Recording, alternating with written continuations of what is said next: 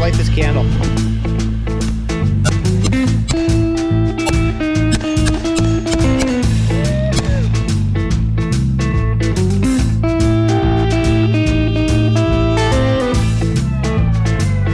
Welcome back to the Gun Collective, everybody. I'm Doc Brown. Today we're going to be taking a look at the Hi-Point carbine chambered in 10mm. But first, let's hear from those sponsors.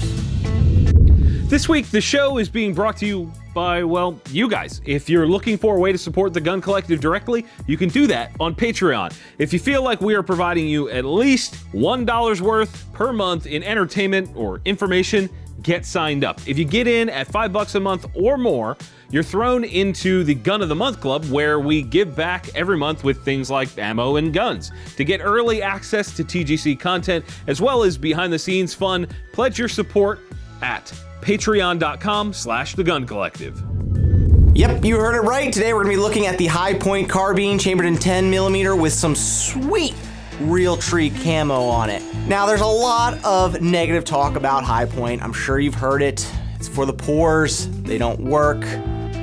They're bad guns in general. Why do they make them? But not all of it's true, honestly. Now, there are some things they can definitely work on, but their carbines are pretty known for being reliable. They work.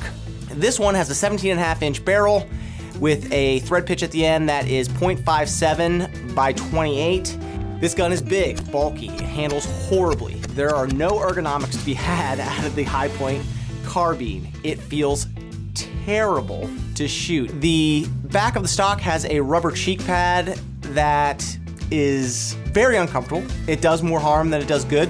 It sticks to your face, pulls out your beard hairs. I would much rather prefer just an all polymer stock back there. Probably would have worked a lot better. The safety literally wipes on and off. It's not tactile, it's not audible. You basically are sliding it from one end to the other. I noticed that this gun had a little trouble going into battery. You kind of had to encourage it a little bit. You tug on the charging handle to send the bolt forward. Sometimes it's stuck a little bit. There is no bolt catch, there is no bolt release. So again, it's a very primitive design. Up front, you do have some pick rail if you want to add accessories.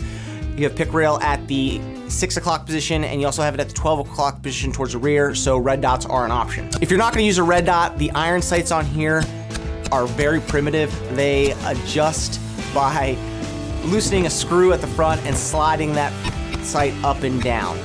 That's all there is to it. The rear is just a generic peep sight. You can adjust windage in the rear. These sights were relatively regulated for the shooting I was doing with this gun, but there are gross movements on these sights. You're not gonna get a really fine-tuned zero. So who is this gun good for? Obviously the budget-minded folks out there. For sub $300, you can have yourself a Hi-Point carbine. That is a really tempting price point. There has been a surge in PCCs. It seems like everyone's coming out with one. Everybody wants one. So if you wanted to get into the game on the cheap with a round that has some pep in it, this probably would be a good option. I can see people that need cheap pest control, college kids that are just getting into guns. This is a pretty good option. Lastly and finally, those that live in a restricted state where you can only have certain firearms with certain features, the 10mm Hi-Point carbine makes sense. It doesn't have a flash hider, doesn't have a muzzle brake, it has a fixed stock, it has a 10-round capacity. A lot of these features are gonna fall into the compliance side of state regulations. Now, obviously, check out your own state's regulations, make sure that is true for you and your state, but for the most part, this gun checks off a lot of boxes. Shooting this gun was a real eye-opener for me. I find that I get kind of jaded by being in this gun industry for as long as I have been, and I get accustomed to some of the luxuries that higher-priced guns are putting out, and I realize that those aren't necessities, they're luxuries. This gun, this 10mm Hi-Point carbine, worked. It wasn't comfortable, felt like I had a 2x4 strapped to my shoulder, but it worked. And for those of you that don't have a lot of income or are on a budget or just want to try something out, this is a low-cost investment and it's going to work for you. Now, I'm not saying it's not going to have it couldn't have any problems, but for the most part, and in my experience, these guns worked. We ran aluminum case, brass case, defensive ammo through this gun, and didn't have any issues. So I can't say, no, you shouldn't get these just because they feel like they're made from old dishwasher parts from the 1950s. They still work, they can do the job if that's all you can afford.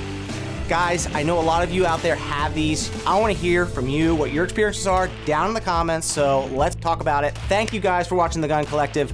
We appreciate all that support over here. Subscribe if you haven't done that yet. Hit that like button. Go check us out on Instagram and Facebook. We'll see you on the next video.